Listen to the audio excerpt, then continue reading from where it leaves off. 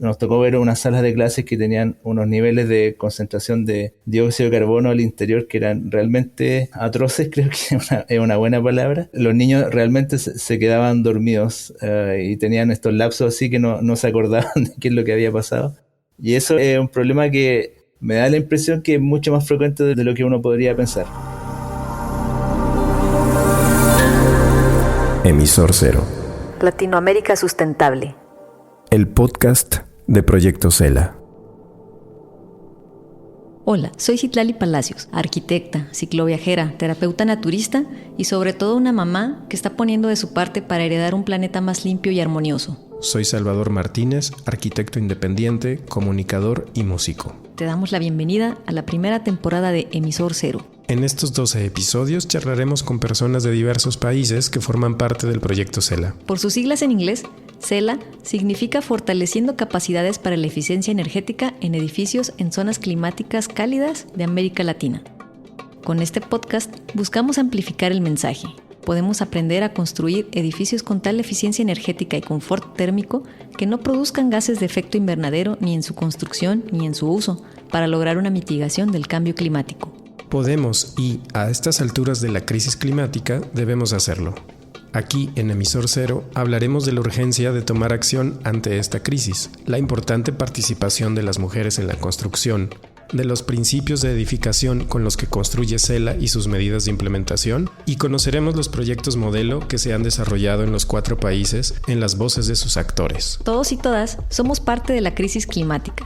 Todos y todas podemos aprender, construir y transformar la edificación desde el eslabón de la cadena en el que nos encontremos. Bienvenidas y bienvenidos a este episodio de Emisor Cero. Citlali, ¿cómo estás? Hola Salva, muy bien. Aquí con calorcito.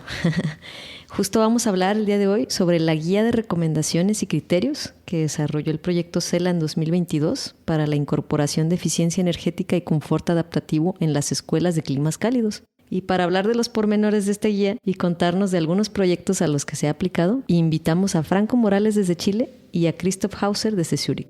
Christoph Hauser es ingeniero industrial con una maestría en energía y gerencia ambiental por la Europa Universität de Flensburg, al norte de Alemania. Tiene una especialidad en desarrollo y cooperación en la ETH de Zúrich en 2018. Ha trabajado los últimos 10 años en el contexto de energía sustentable y desde hace 4 se desempeña como Project Manager en proyectos de energía sustentable y protección del clima en la Ernst Basler & Partners, conocida por sus siglas EBP. La EBP es una empresa consultora y constructora que ganó el premio al mejor empleador suizo en 2022 y que también es parte del grupo que conforma a Proyecto Cela. Y Franco Morales, él es ingeniero civil mecánico de la Universidad de Chile y sus principales intereses están en el área de energía y emisiones. Su experiencia profesional se ha desarrollado en instituciones relacionadas al sector energético, liderando y participando de diversos proyectos para el sector público, residencial, inmobiliario e industrial. Su expertise está en diversos temas tales como estudios de factibilidad y auditorías para proyectos de eficiencia energética y energías renovables no convencionales, desarrollo de especificaciones técnicas para licitaciones públicas y desarrollo de plataformas web especializadas en el cálculo de emisiones y de consumo energético. Desde hace 8 años colabora también en EBP Chile como director técnico y como líder de proyectos de eficiencia energética y energías renovables, y en Proyecto CELA desde el 2021 como el encargado manual de recomendaciones. Pues bienvenidos, Christoph y Franco, ¿cómo están? Hola a los dos, muchas gracias por la invitación y saludos de Zúrich. Estoy muy bien, muchas gracias. Sí, acá también muchas gracias Salvador, Citlali, acá también saludándolos desde Chile, así que muchas gracias por la invitación. Para arrancar, nos gustaría hacerles una pregunta un tanto personal. ¿Cómo vivieron en su infancia y en su juventud? Digo, todavía estamos jóvenes todos. En cuerpo propio, el entorno escolar, ¿cómo vivieron ustedes el confort o disconfort? Bueno, primero quiero mencionar que tengo muy buenos recuerdos de mi época escolar. Fue un tiempo muy divertido con todos los amigos y amigas. Y entonces sí, tengo buenos recuerdos, pero yo crecí en Alemania y por eso como altas temperaturas no fueron un problema. más el frío en invierno. Y me recuerdo en este contexto mi primer edificio escolar de los años 50 y aún no está muy bien aislado. Y cuando te sentabas al lado de ventanas, a veces tenías las manos frías, entonces fueron como algunos problemas que un poco diferente que Sí. en América Latina. Sí, bueno, en mi caso, la verdad es que en la época escolar no tengo tantos recuerdos de problemas de confort adaptativo, quizás porque en las épocas más duras de clima nosotros teníamos vacaciones, pero sí en la universidad tengo recuerdos de salas que eran muy incómodas, muy frías. En el caso de Santiago también tenemos más bien el problema de frío que el problema de calor. Pero sí tengo recuerdos súper claros de haber estado en una prueba, por ejemplo, y estar preocupado de mis rodillas que las sentía congeladas.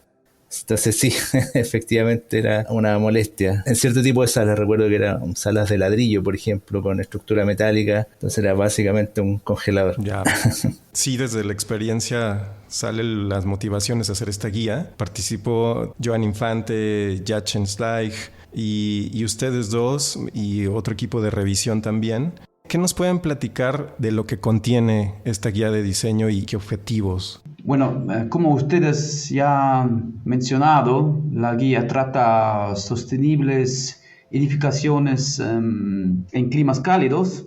Y bueno, tal vez primero tengo que decir que en este contexto y en nuestra opinión, un edificio sostenible debe aumentar la eficiencia energética en cuenta su propia producción de energías renovables y garantizar un alto nivel de bienestar y confort a sus ocupantes. Y estos aspectos nos tratamos en la guía. Este es el mejor o el primer objetivo. Yo describo la guía como semitécnica. La guía se divide en dos partes. La parte A explica el contexto y los fundamentos teóricos y la parte B describe más como diversos aspectos técnicos y medidas que deben tenerse en cuenta a la hora de diseñar un edificio sostenible.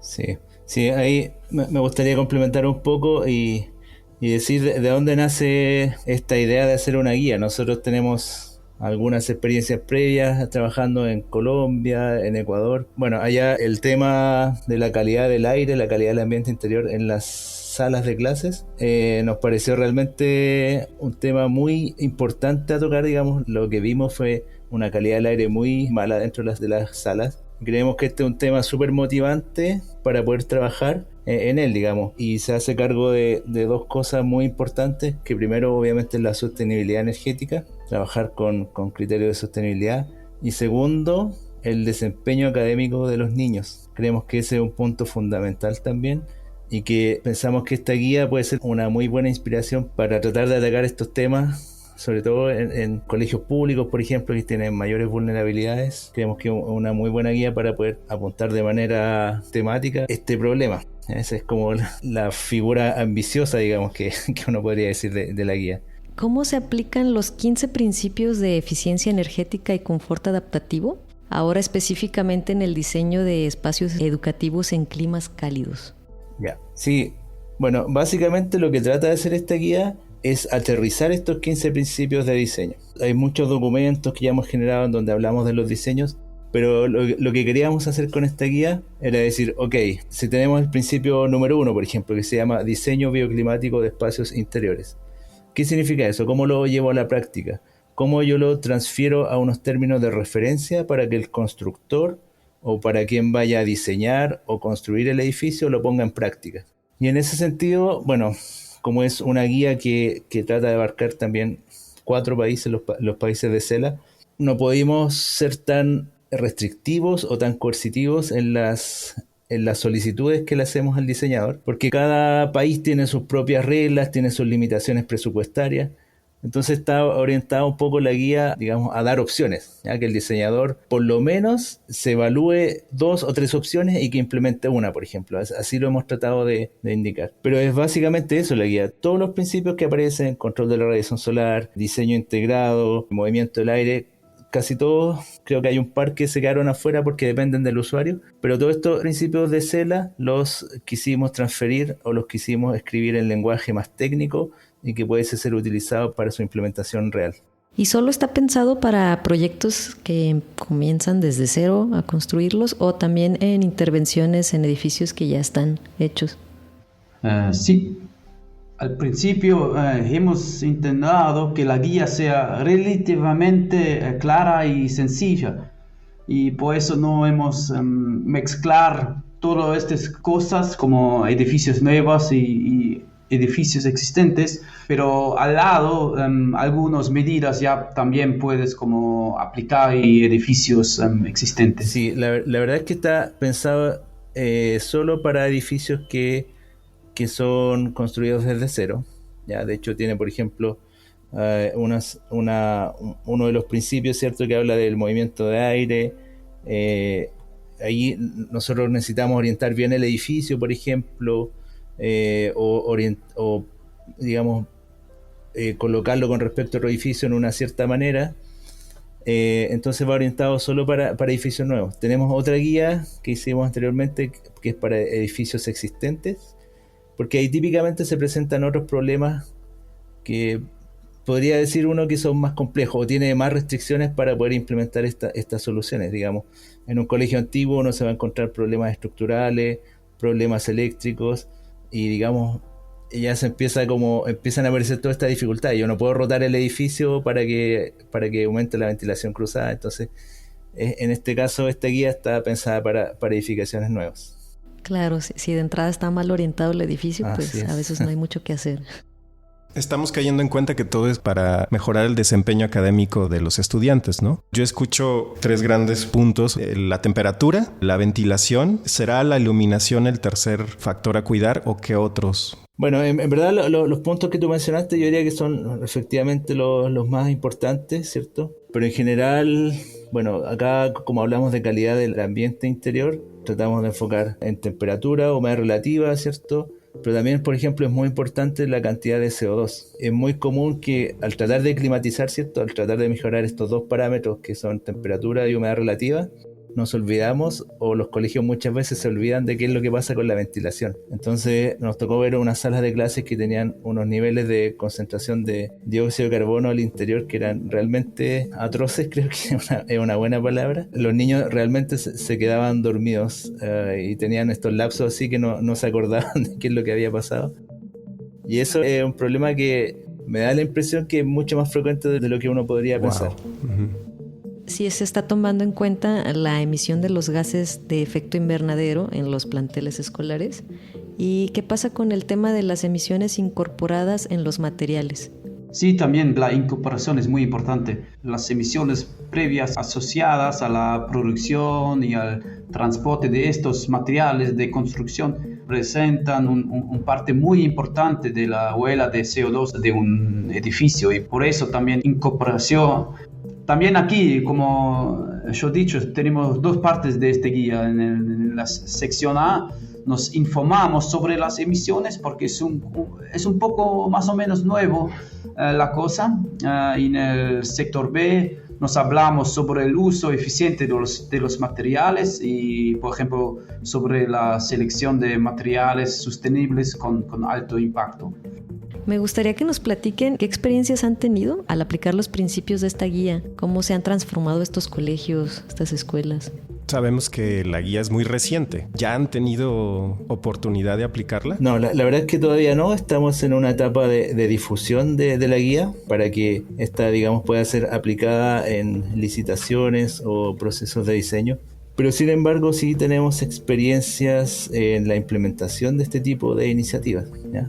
Bueno, nos toca diseñar muchos colegios o instituciones educativas desde cero y siempre hay que considerar estos temas. Y quizás la experiencia más bonita que podría mencionar tiene que ver con en clima cálido, con una experiencia que tuvimos en Montería, en Colombia, en el colegio Juan 23. ¿Ya? Ahí justamente pudimos verificar en terreno las condiciones de ventilación o de calidad del ambiente interior en las salas de clases y habían concentraciones de 4000 partes por millón de CO2, que es para quedarse dormido. Uno entraba a la sala y era un aire realmente espeso, ¿ya? Y todo lo hacían para que no se calentara la sala.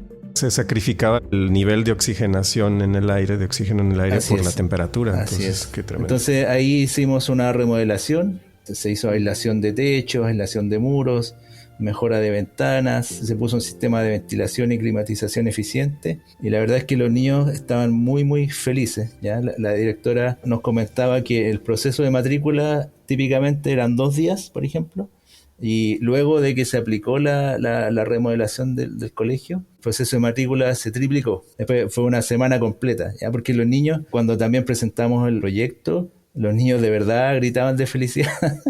Entonces es súper importante eso, que los niños sientan ganas de estar en la sala de clase. O sea, se sientan confortables ahí y no estén pensando en que se quedaron dormidos o que se les pega la camisa al cuerpo, sino que estén enfocados en lo que dice el profesor. Entonces, para mí eso es como lo más valioso de este tipo de iniciativa, y por eso es que queremos hacer difusión de esta guía y lograr que de alguna manera sea como un estándar. Como Franco dice, el efecto fue impresionante. También en otros proyectos los efectos fueron impresionantes.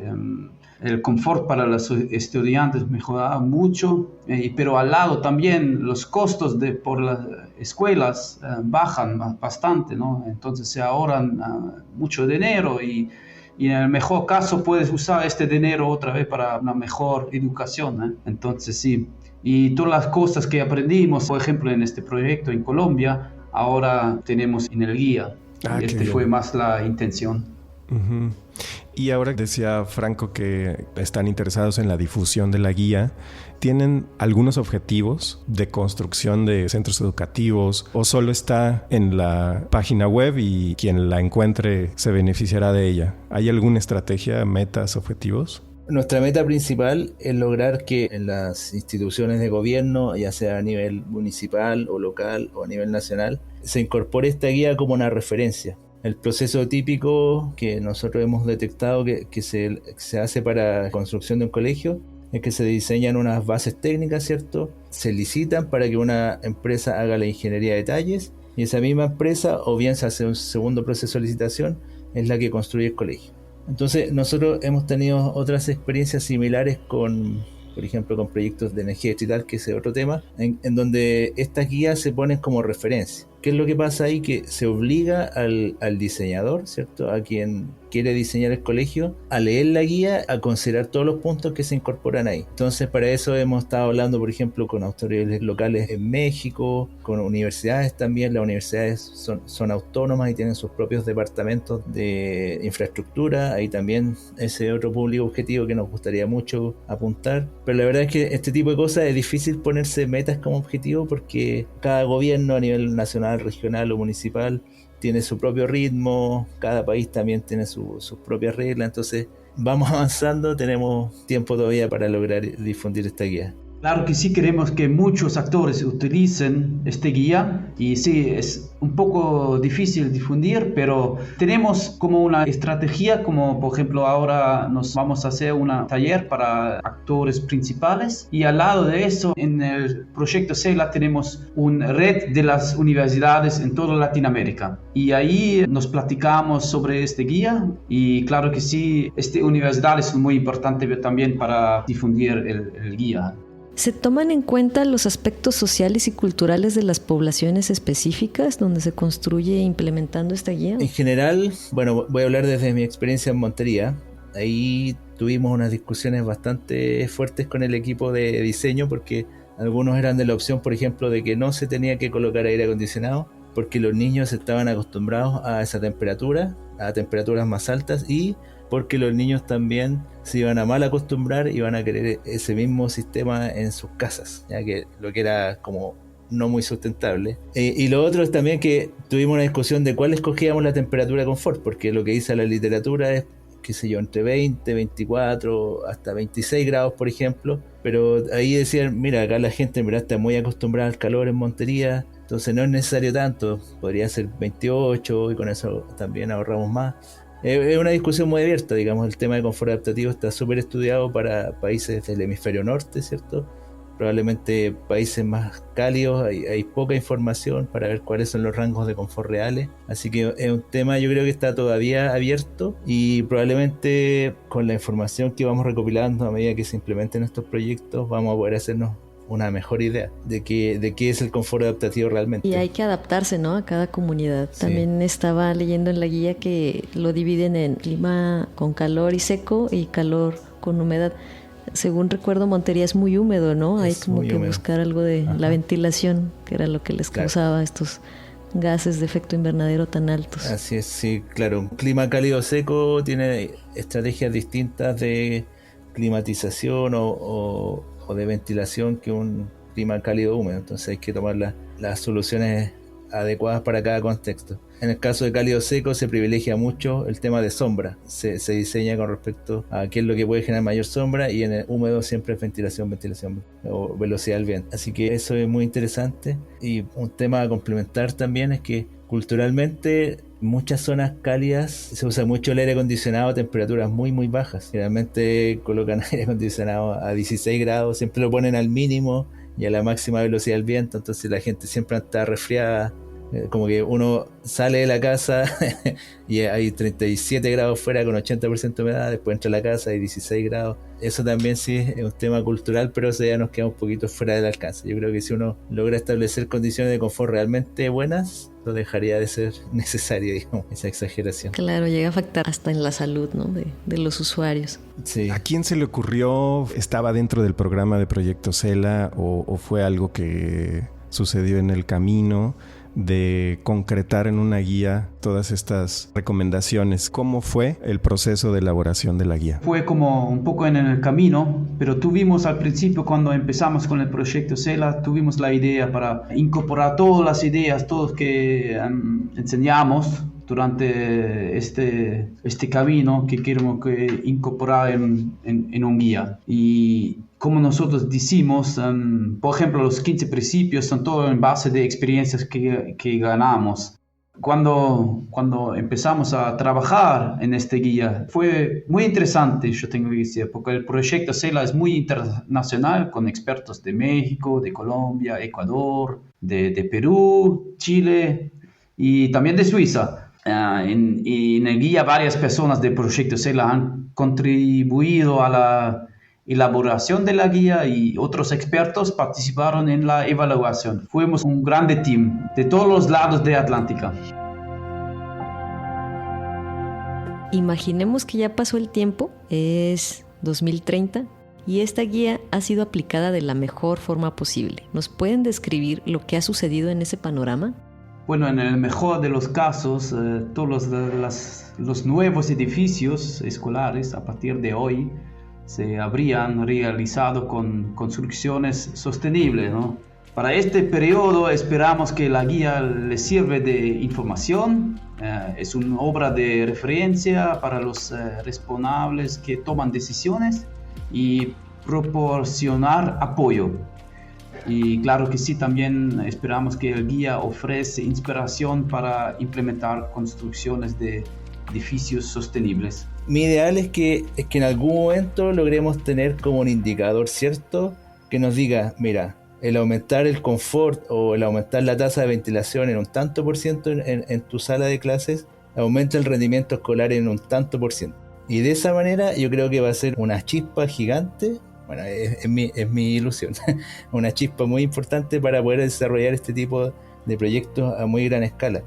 Yo me imagino que esa es como una manera muy buena que podríamos llegar a tener de valorar el confort térmico. A mí me da la impresión que eso es lo que falta en la evaluación de proyectos, ¿cierto? Cuando el sector público decide cuánta plata va a gastar en un colegio, o el mismo privado cuánta plata va a gastar en un colegio, creo que no se está valorizando, ya sea en términos cualitativos o cuantitativos, cuánto vale el confort térmico, ¿ya? O sea, qué beneficios trae y cómo yo valorizo esos beneficios, cómo lo llevo quizá hasta un flujo de caja, puedo valorizarlo. Entonces a mí me encantaría ver eso, digamos, pensar en que se estandariza esto y se le da valor, ¿ya?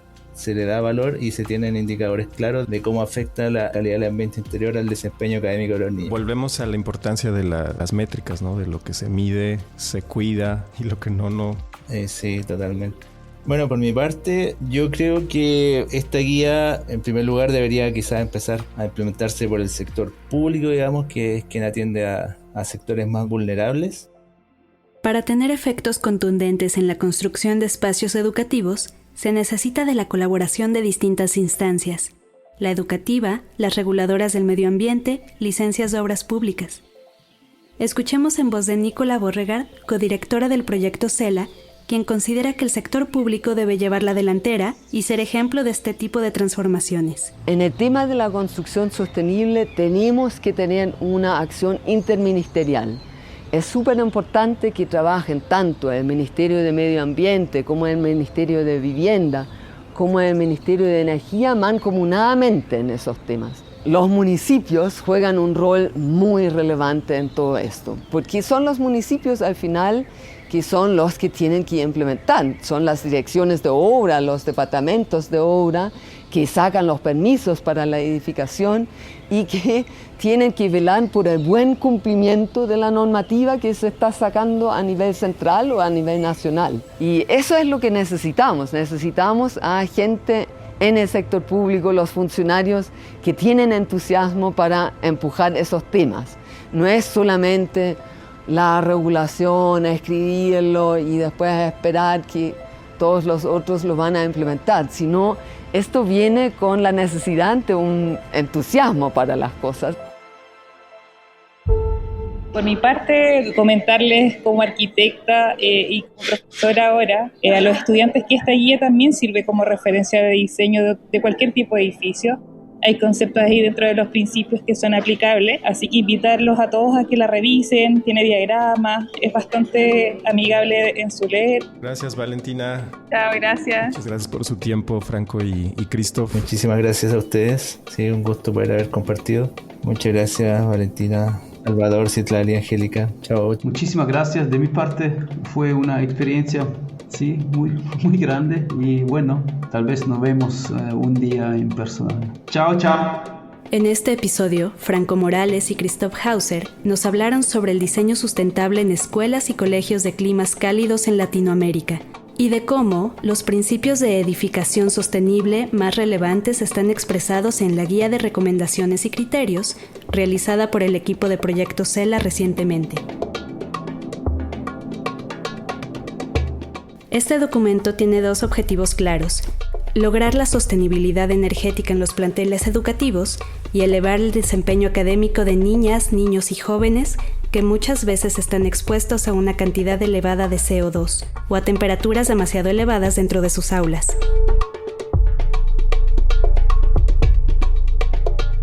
A través de sus 15 principios de edificación sostenible, la guía busca un alto estándar de confort térmico, un bajo consumo de energía y menor nivel de emisiones de carbono, y que los tomadores de decisiones entiendan que basarse en ella para construir una escuela significa un ahorro de dinero para ellos mismos. El anhelo de Christoph, Franco y demás profesionales que participaron en la creación de la guía es que todos los centros educativos de climas cálidos que sean edificados desde cero a partir de ahora incluyan estos principios. Y saben también que hacen falta métricas que sensibilicen a más actores y la participación interconectada de instancias de obras públicas, educación, medio ambiente, salud y otros. La guía está escrita en un lenguaje técnico para facilitar su implementación real. ¿Te interesa conocerla? Te dejamos la liga para descargarla de forma gratuita en la descripción del episodio. Agradecemos la presencia de Franco Morales y Christoph Hauser y también a Valentina Quintanilla, quien es nuestro enlace con todas estas voces expertas de Proyecto CELA. CELA es un proyecto de la Confederación Suiza y la Agencia Suiza para el Desarrollo y la Cooperación COSUDE.